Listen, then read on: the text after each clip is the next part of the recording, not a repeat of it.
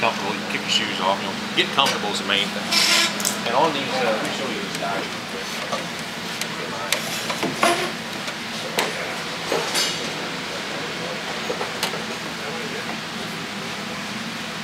These are just basically step dies that are narrow, and one side step comes up and the other side goes down. That's the biggest problem anybody has with these, is trying to remember what's down and what's up. I set my machine up the same way every time. I get on the same side, and I only go one direction. Mine's reversible like this one, but by the time I go back over the other side of the table, flip it around in my mind, I've made a mistake. And with this, you make one mistake and you throw it away and you start all over. And some of the panels I've done for the interiors of the car have been pretty intricate. So it's, you know, well, there's 3 hours of my time just, you know, thrown away for nothing. You know, so I always set it up the same way, and I just run with that. If you guys want to pass that around or anything.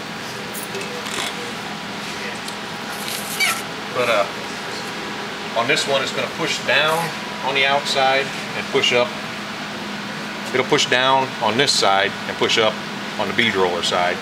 So I'll want to start, I'll start it here and I'll run all the way around, and that'll pop the bottom side of the flame up. I usually just run it down where it feels good, and if I get on a sharp corner, it'll start curling the metal up, so I just back the pressure off a little bit. It's good enough for what I do.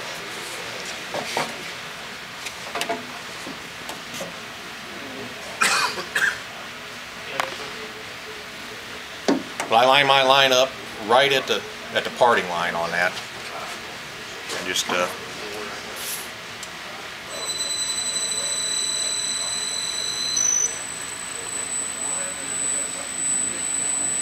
and you can't really see anything when the frisket paper's on, but if you want to check your lines, you just turn it over.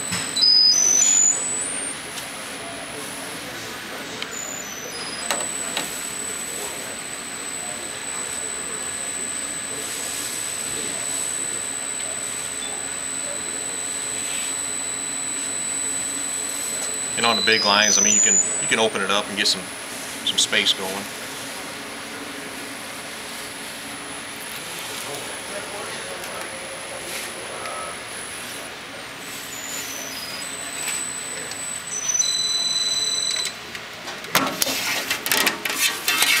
I mean, you can't really see anything on that side once you turn it over, and always double check your work when you turn it over. If you're doing a skull with a bunch of pinstriping lines in it, that's really helpful to be able to turn it over and see what you got.